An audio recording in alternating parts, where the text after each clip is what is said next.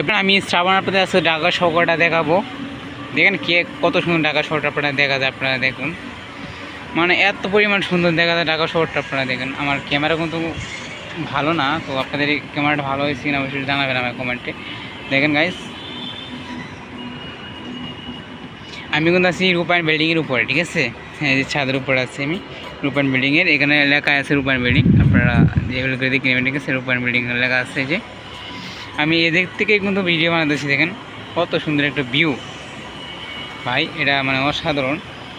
আমি বুঝাতে পারবো না এত সুন্দর ভিউ আপনাদের দেখাইতে পারবো।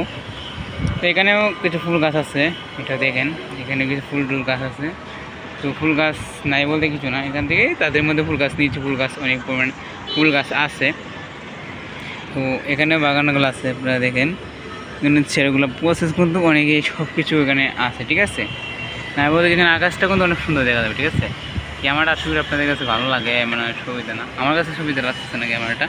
তো আমি একটু নিচে তো যাই, আমাদের রেস্টুরেন্টটা হয়তো দেখাইছিলাম, কিন্তু আমি সিঁড়িগুলো দেখাই না, এর চেয়ে উপরে নিচে এখানে হাইটে হেঁটে যেতে পারার জন্য কিন্তু মানে উপরে ওঠার জন্য ভিউ দেখার জন্য কিন্তু এখানে আমরা একটা ছাদ করা হয়েছে।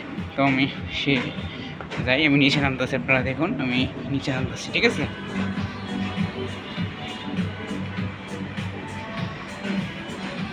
অবশেষে নিচে নামে গেলাম। তো এটা হচ্ছে এটা এটা এটা এটা হচ্ছে বর্ষ, যেটা আমি আপনাদেরকে দেখাইছিলাম, ঠিক আছে। দেখেন উপরে থেকে আমি ভিডিও করছিলাম, এটা আপনাদেরকে দেখাইছি। যে এখানে দেখেন কত সুন্দর ঢাকা শহর ভিউটা, মানে কি বলবো, অত সুন্দর ভিউ, যেটা বলার মতোই না। তো আপনারা তো জানেনই। তো আমি একজন সাধারণ কন্টেন্ট ব্লগ করি। তো ধন্যবাদ সবাইকে, ভিডিওটা বন্ধু ভালো লাগলো অবশ্যই সাপোর্ট দেবেন, ধন্যবাদ।